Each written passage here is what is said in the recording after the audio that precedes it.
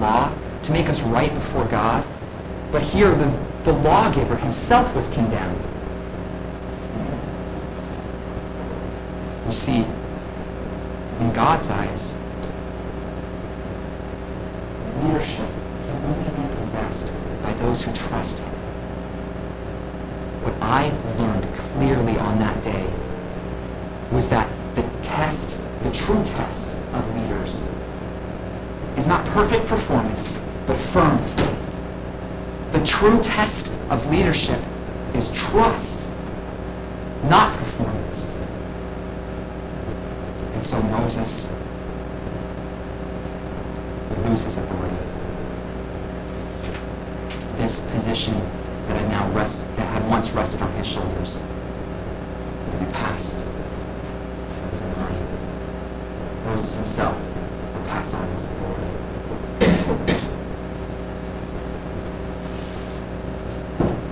I will lead these people into the promised land.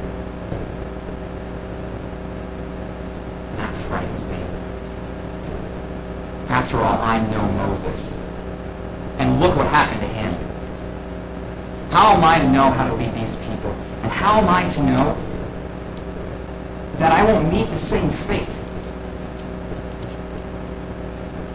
When these doubts come over my mind, as they often do, I find comfort actually in what the Lord said. I find comfort in what I learned at Kadesh. That the true test of a leader is not perfect performance, but firm faith. This truth also is what keeps me very grounded. Because it's demonstrated with Moses and Aaron. God holds his leaders to a high standard. The standard of faith. If any of you in this room, men or women, aspire to positions of leadership, I hope you are sobered by the significant task laid ahead of you. The negative example set by Moses and Aaron presents us a rather poignant warning. For if we fail to trust God, we have failed in our position. We may still look like we know what we're doing. In fact, a lot of signs may indicate that we are succeeding. But in the Lord's estimation, we are no longer his representatives. And it would be better for us to be removed from this position than to continue to act as we have. For we will do exponentially more harm than good. For those of you who do not find yourselves in positions of leadership, I hope this event shapes your prayers for your leaders. They may look like they know what they're doing, but if they do not live in continual awareness of the centrality of their trust in God, they're the proverbial dam waiting to break, unintentionally breeding darkness. And if you doubt, if your lack of faith impacts them at all,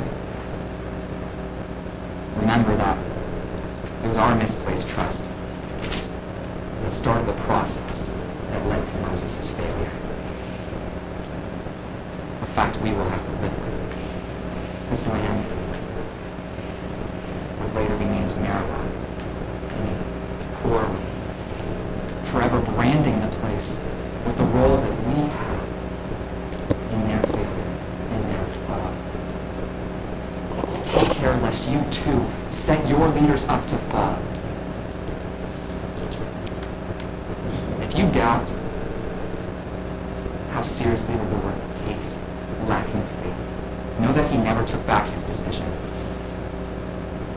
I remember particularly heartbreaking instance in which Moses pled before God to let him into the land. But the Lord responded, "That's enough. Do not speak to me again about this matter, for you will not cross that Jordan."